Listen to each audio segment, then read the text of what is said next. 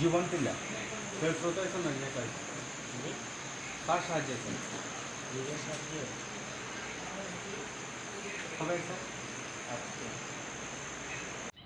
মূর্তিচড়া চা বাগানের ভিতরে 6:30 পৌনে 7টা লাগাত ধরা পড়ছে। কয়জন? 2জন বাংলাদেশি, ডবলছড়া বাড়ি।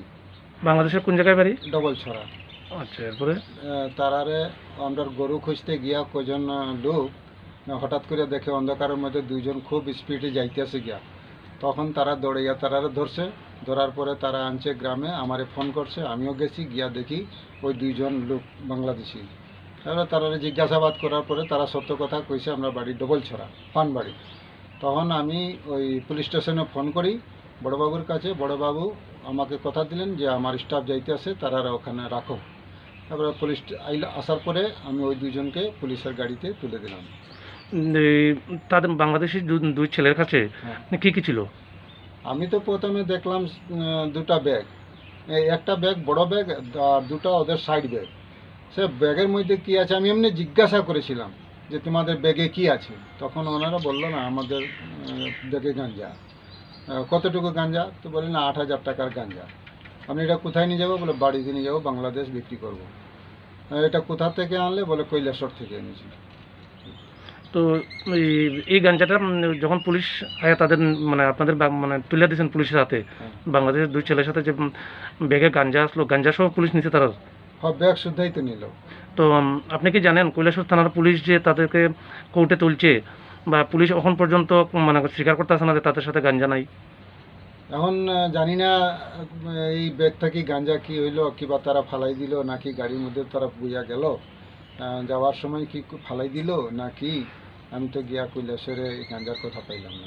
কিন্তু এটা তো সত্য যে তাদের সাথে মানে গাঁজা আসলো। হ্যাঁ, এটা সত্য। 2 কেজি গাঁজা তাদের ব্যাগে আসলো। হ্যাঁ, অনুমানিক একটা বড় পুটলা নীল রঙের প্লাস্টিকে পকেট করা।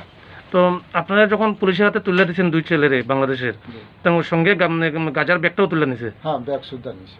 কিন্তু এখন তারা স্বীকার করতেছে না? না, এখন তো আমি কোনো গাঁজার কথা শুনি না। শুনছি বলে তারা এখানে সিম কার্ড, মোবাইল আর ক্যাশ টাকা পাওয়া গেছে, কিন্তু গাঁজার কথা পুলিশ করতেছে না। গাঁজার কথা শুনছি না। তো এখানে বিএসএফ এর ভূমিকা কি করবেন স্যার? বিএসএফ যে এই যে বিএসএফ মানে এখানে তো বিএসএফ ক্যাম্প আছে, কোন জায়গায় আছে? জীবনটিলা। তো বিএসএফ ক্যাম্প জীবনটিলার মানে তারা কি ভূমিকা আছে এখানে? জীবনটিলা এখানে ডিউটির কমির কারণে ওইখানে রাস্তা দিয়া বাংলাদেশি ঢুকতে আসে, ইন্ডিয়া থেকে গরু চুরি করতে আসে, বিজনেস করতেছে। যার কারণে আমরা গিয়া প্রতিবাদ বিএসএফের সাথে কথা বললে ওনারা উল্টা গরম হচ্ছেন, বলে না এদিকে কোনো সুরাগ নেই, কোনো চিহ্ন নেই বাংলাদেশে গরু গেছে, গরু তোমাদের ওদিকেই আছে। গরু কিন্তু বাংলাদেশের জায়গা।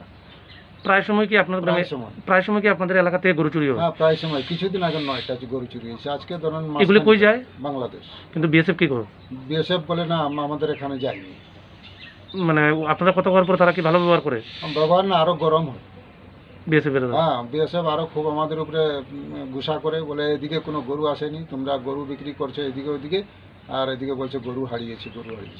আজকের থেকে 2-3 মাস আগেও তো আরো 2জন বাংলাদেশি আপনারা ধরছিলেন। দরিয়া বিএসএফ সময় 2বার ধরছিলাম। দরিয়া কি বিএসএফ হাতে দিছিলেন? বিএসএফ এর কাছে দিছিলাম। তারা কি করছে এরপরে? তারা কি পুলিশের কাছে তুলে দিছিল? না না, পুলিশের কাছে তুলে দিছে না, তারা মারপিট করিয়া তারা আবার বাংলাদেশে পাঠাই দিছে। ধামা চাপা দিয়ে দিয়েছে? হ্যাঁ।